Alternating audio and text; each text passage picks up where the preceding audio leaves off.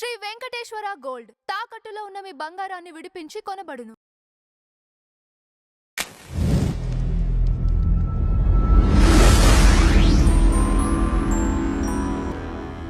కన్న బిడ్డలకి పాలిచ్చి పెంచి పెద్ద చేయడం, అంత అవ్యాజానురాగంతో స్త్రీ చేసేటటువంటి త్యాగం లేకపోతే ఈ సమాజం లేదు. భగవంతుడి మీద తప్ప అన్యం మీద స్తోత్రం చెయ్యని శంకరాచార్యుల వారు తండ్రి మీద కూడా చెప్పల, అమ్మ మీద మాత్రం 5 శ్లోకాలు చెప్పారు. 5 శ్లోకాల్లో ఒక శ్లోకంలో అంటారు, ఆస్తాం తావదీయం ప్రసూతి సమయే దుర్వార శూలవ్యధ నైరుచ్యం తనుశోషణం మలమయీ శయ్యాచ సంవత్సరి ఏకస్యాపి నగర్భభారణ భరక్లేశస్య యస్య క్షమః దాతుం నిష్కృతి ఉన్నతోపి తనయత్తస్యై జనన్యై నమః అంటారు.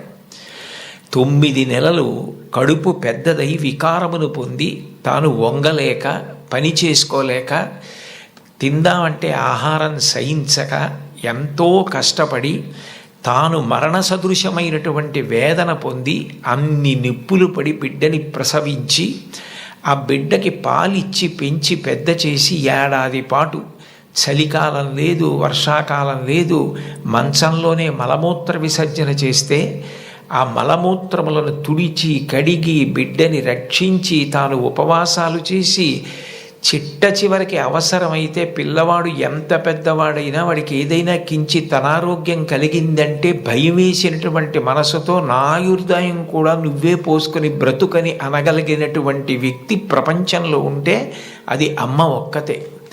అందుకే అమ్మ లాంటి ప్రాణి లోకంలో లేదు. శాస్త్రాలు కూడా మొట్టమొదటి నమస్కారం ఎవరికి చేయించాయి అంటే మాతృదేవో భవ.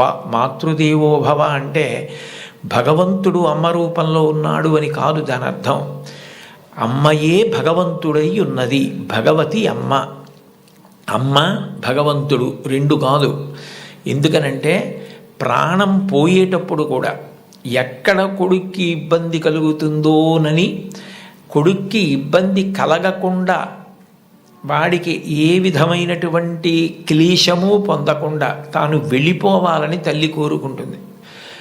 సభలో చెప్పడం నాకు ఇష్టం లేదు, కానీ నేను ఉద్యోగం చేసిన రోజుల్లో నాతో పాటు ఉద్యోగం చేసినటువంటి ఒక వ్యక్తి తల్లి, ఆమెకి గుండె నొప్పి వస్తోందని తెలిసినా కొడుక్కి చెప్తే ఎక్కడ కొడుకు వైద్యానికి తీసుకెడతాడో, ఎక్కడ కొడుక్కి చాలా డబ్బు అయిపోతుందో, ఆడపిల్లలు పెళ్ళికి ఎదిగొచ్చారు, మగపిల్లలు చదువుకుంటున్నారని చెప్పడం మానేసి కొడుకు నిద్రపోవడానికి వెళ్ళిపోతుంటే పిలిచి ఒక్కసారి ఇలా కూర్చొని ఒళ్ళో తలపెట్టుకుంటానని, ఒళ్ళో తలపెట్టుకుని నేను నిద్రపోయిన తర్వాత నువ్వు వెళ్ళి పడుకో అని అంటే ఆవిడ ఉద్దేశ్యం ఏంటంటే ఆవిడ శాశ్వత నిద్రలోకి వెళ్ళిపోతోంది.